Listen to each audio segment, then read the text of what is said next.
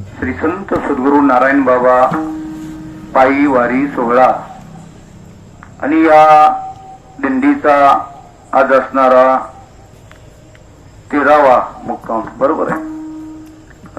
14वा आपल्याला तो योगायोग समजायचा. विढला विढला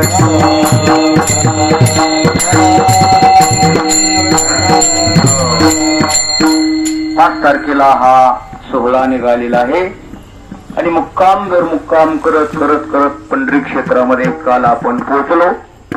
आनंदामध्ये, थाटामाटामध्ये, भगवंताच्या नामाच्या गजरामध्ये हा सोहळा काल नवमीच्या दिवशी पंढरी क्षेत्रामध्ये आपण आलेलो आहोत. आल्याबरोबर आपण चंद्रभागेचं स्नान केलं आणि आपली असणारी ही वारी परिपूर्ण केलेली आहे. आणि पंढरीमध्ये आल्यानंतर वास करावा लागतो, आहे का नाही. वास करण्याकरता आपण आपल्या या ठिकाणी आलेलो आहोत. 2 वर्षापासून अर्थात गेल्या वर्षापासून आपल्याला हा योग या ठिकाणी प्राप्त झालेला आहे. त्यांच्या इथं आपलं राहण्याचं हे योग मिळालेलं आहे. श्रीमान रवींद्र जनार्दनरावजी समाधान रवींद्र जावळे अर्थात बापू यांच्या या वस्तीवरती, घरावरती राहण्याचा आपल्याला सुवर्णयोग प्राप्त झालेला आहे. अर्थात मला वाटतं भगवान पांडुरंगानंच त्यांना ही संकल्पना त्यांच्या अंतःकरणामध्ये निर्माण झाली असेल, त्यांची आणि आपली गाठभेट घालून दिली आणि आपल्या ही 17 वर्षाच्या सेवेचं फळ आपल्याला पंढरी क्षेत्रामध्ये हा वारी सोहळा करून 17 वर्ष हे 17वं आहे. पण आपली इच्छा एक होती की पंढरीच्या जवळ आपल्याला कुठेतरी वास मिळावा. 17 वर्ष झालं ही इच्छा होती, पण ती गेल्या वर्षी परिपूर्ण झालेली आहे. बापूंच्या या घरावरती सुंदर असं आपल्याला राहण्याचं योगदान प्राप्त झालेलं आहे. सुंदर असा हा परिवार गेल्या वर्षीपासून आपण त्यांचं पाहत आहोत. आमचे असणारे समाधान भाऊ आणि भास्कर भाऊ उभय असणारे बंधू आणि त्यांच्या सानिध्यामध्ये आपण गेल्या वर्षी होतो, याही वर्षी आहोत. खूप त्यांना आपला हा सोहळा पाहून आनंद वाटत आहे. आपल्याला तेव्हाच कळतं की यांना आपण इथं आल्यानंतर समाधान आहे का कसं आहे. अर्थात त्यांचं नावच समाधान आहे, त्याच्यामुळं हा वारीचा सोहळा त्यांच्या घरी आला, अर्थात त्यांच्या परिवाराला समाधान झालेलं आहे. विढला विढला हो, टिकून राहावा हो, नभावा योग जन्मो जन्मी आपला हा आलेला योग असाच कायम राहावा हीच पांडुरंग परमात्म्याच्या चरणी प्रार्थना करतो. आणि असणारा हा सोहळा उद्या आपला परिपूर्ण होत आहे. या 13 दिवसाच्या प्रवासामध्ये पण दर मुक्काम करत करत करत गावकऱ्यांनी खूप वाटेनं आपलं स्वागत केलेलं आहे. खूप प्रकारचं अन्नदान केलेलं आहे. राहण्याची व्यवस्था, खाण्याची व्यवस्था, सर्व असणारी व्यवस्था केलेली आहे. भगवान परमात्मा त्यांना त्यांच्या त्या सेवेनुसार फल तर देणारच आहे. आपणही या आपल्या जे काही झालेल्या पुण्यातून हो, कारण याच्यामध्ये आपल्या पुण्यामध्ये अनेकांचा वाटा आहे का नाही हो. 15 दिवस झाला आपण आपल्या घरचा एक नाही खाल्लेलं नाही, आहे का नाही. याच्यामध्ये त्या अन्नदात्याचं सामावलेलं पुण्य आहे. जे जे काही वाटाणा चहा पाणी केली असेल, कोणी कोणी आपल्या दिंडी सोहळ्याला आर्थिक स्वरूपामध्ये केली असेल, आहे का नाही. त्या सर्वांचं पुण्य या दिंडी सोहळ्यामध्ये आहे. आपण जरी 60-70 लोक जरी पायी आलो, पुण्य आपल्यामुळे निर्माण झालं, पण या पुण्यामध्ये वाटेकरी हे सर्वजण आहेत. भगवान परमात्म्यानं त्यांनाही अशीच बुद्धी द्यावी आणि त्यांचंही कल्याण करावं आणि त्यांच्या पाठीमागं आमचंही कल्याण करावं ही आज अपेक्षा या ठिकाणी करूया. विढला विढला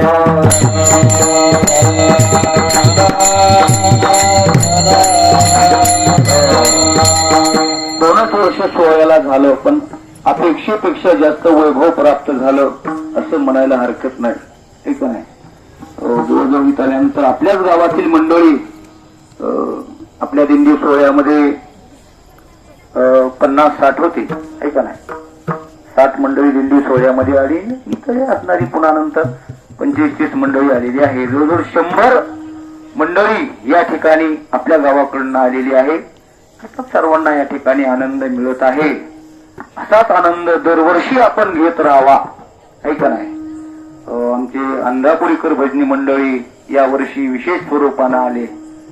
आमचे आदरणीय हरिभक्ती परायण गायनाचार्य, आता त्यांचं संगीत भजन आहे, पेटी घेऊन या ठिकाणी आपल्या दिंडी सोहळ्यामध्ये सहभागी झाले. फार मनाचा मोठेपणा करून सेवा गेली 15 दिवस झालं करत आहेत.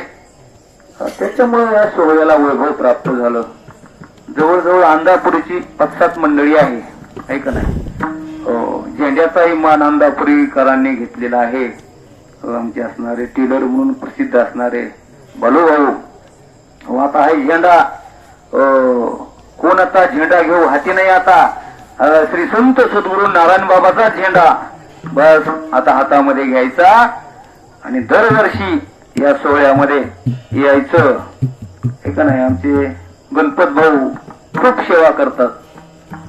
अशी सेवेकरी आणायचे. हो, यावर्षी 5-7 जण मंडळी आली. खूप सुंदर आहे. खूप अशी अगदी वारकरी संप्रदायाचं जे आचरण असतं, जे शिस्त असते, नियमावली असते, सर्व पोहोचवत असणारे हे अंधापुरीकर भजनी मंडळ सर्वजण या सोहळ्यात सहभागी झाले आणि या सोहळ्याचा आनंद वाढला. आमच्या वांगे संस्थानचे ज्यांच्या नावानं हा सोहळा प्रसिद्ध आहे, श्री संत सद्गुरू नारायण बाबा, या नारायण बाबाची समाधी श्री क्षेत्र वांगे, तालुका माजलगाव, जिल्हा बीड या ठिकाणी आहे. आणि या आमचं भाग्य म्हणायचं की या वांगी क्षेत्रामधून सुद्धा एक असणारे बाबा आपल्या सोहळ्यामध्ये आलेले आहेत. काय नाव बाबाचं?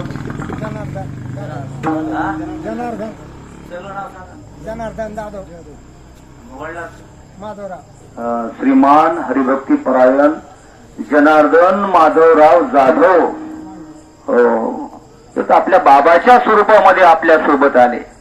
बाबा जसं वांगीतून जायचे, उमऱ्यातून जायचे, 25 मंडळी सोबत घेऊन जायचे, तसं आपल्या सोबत हे बाबा आहेत म्हणायचं आणि आपण त्यांच्या सोबत चाललो असा भाव आपल्या अंतकरणामध्ये ठेवायचा. वांगीचे बाबा आपल्या सोबत आहेत. बाबांनी आपल्या सोहळ्यासाठी 1100 रुपयाची मदत दिली. म्हणले हे तुमच्या सोहळ्यात भेशी नाही म्हणले. हे 1100 रुपये म्हणले तुम्हाला कशाला लागले तर घ्या. उदार अंतकरणाचे असणारे आणि हे बाबा तेही आपल्या सोहळ्यामध्ये सहभागी झालेले आहे. आणखी बऱ्याच गावचे असतील, आता मला काही एकदाच लक्षात येत नाही. माता भगिनीमध्ये पोहनेरच्या आईसाहेब आहेत, मानवलीकरच्या मातोश्री आहेत, अजून गावातील पुन्हा सर्व असणाऱ्या माता भगिनी, सर्व गावातील ते लोणीचे बाबा आहेत. आणखीन बरेच असतील. आमचे अण्णा मागून आले, ज्यांच्या आपल्या सोहळ्याला नाश्त्याची पंगत आहे.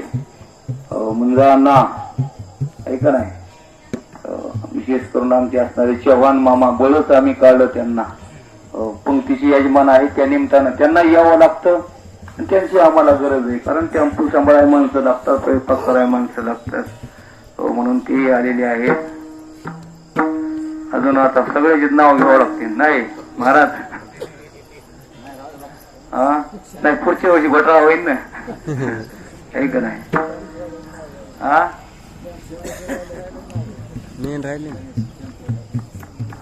टेम्पो नाव सांगा तुम्ही. आपण काय आपलं कीर्तनच हे आता काय त्याला एका तासात आपल्याला अशी ज्यांनी विशेष अशी आपल्याला सेवा दिली, नवीनच ज्यांनी आपल्या गावातले असणारे श्रीमान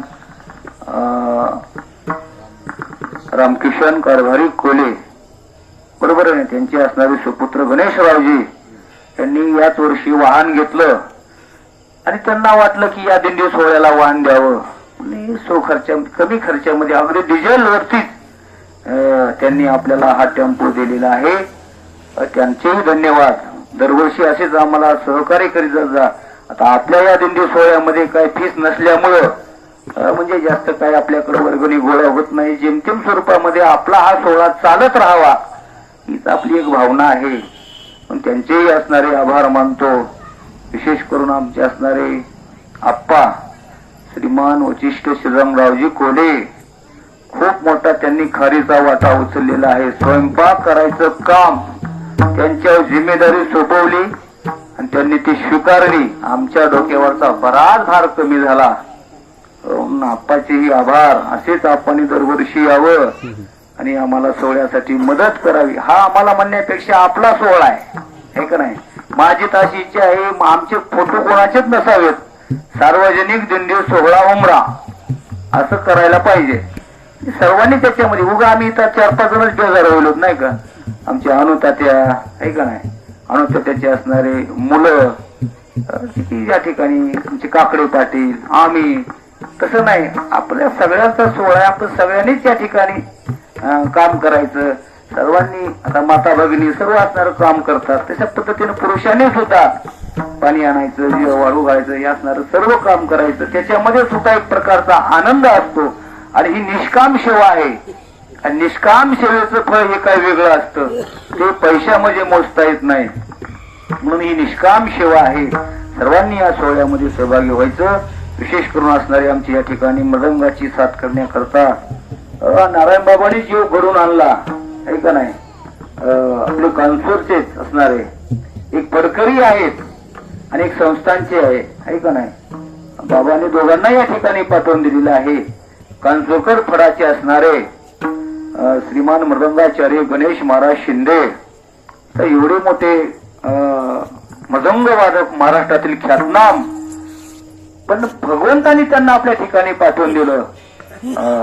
आपली तर इच्छा असतेच, पण एवढे मोठे गायक आपल्याला बोलवायला आणि या म्हणायला म्हणजे कमी वाटतं की बाबा एवढे मोठे गायक कसे बोलवावे. पण भगवंतांनी तीही योजना आखली आणि आपल्या या ठिकाणी ती मनाचा उदारपणा दाखवून आलेले आहेत. गेल्या वर्षी आले होते, ह्याही वर्षी सेवा दिलेली आहे. त्याच्यामुळे आपल्या सोहळ्याला वैभव प्राप्त होत असतं हे का नाही.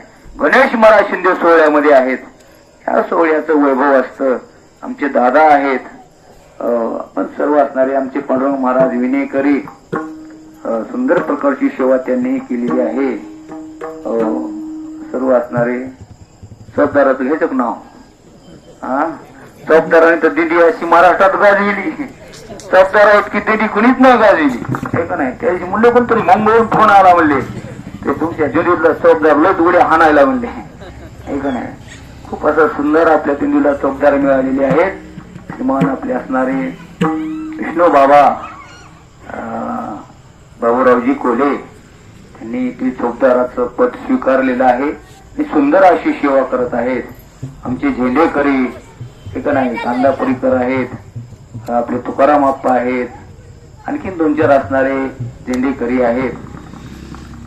तो कोण राहील अजून, बप्पा या आता बप्पा या नवीन औंदा आले. तर त्यांनी तर पुढच्या वर्षी असं सांगितलं की आता पक्वाजी आपल्याला दिंडीत लागतो, काहीतरी करून म्हणले पक्वाजी आता आणतोच म्हणले मी. त्यांनी आता दरवर्षी ही मंडळी सोहळ्यामध्ये यायचं आणि आपला सोहळा आहे त्याच्यात आनंद आपल्याला कसा घेता येईल हा प्रयत्न करायचा. आमचे असणारे भजने, जुने भजने, कडू मामा वाटाणा इथून तिथून चालतच आले हे का नाही. पूर्वीचे असणारे भजने निष्ठावंत असतात. आमच्यासारखे काय उलसक बसायचं, उलसक चालायचं, निष्ठेनं चालत आले आणि भरपूर असं भजन त्यांना पाठ आहे. आंधळा, पांगळा, काकडा भजन, अभंग. आमच्या वांगीचे बाबा सुद्धा खूप पाठांतर आहे. अभंग वाटाणं म्हणायचे. त्याच्यामुळे सेवेला असा आनंद येत असतो. असा डगमुक्काम करत करत करत आमचे असणारे भाऊ निवृत्ती भाऊला म्हणलं तुम्ही पहिल्यापासून या, तुम्ही आल्यानंतर थोडं एक शिस्त वगैरे जरा लागत. शाणे माणसं असले, वजनदार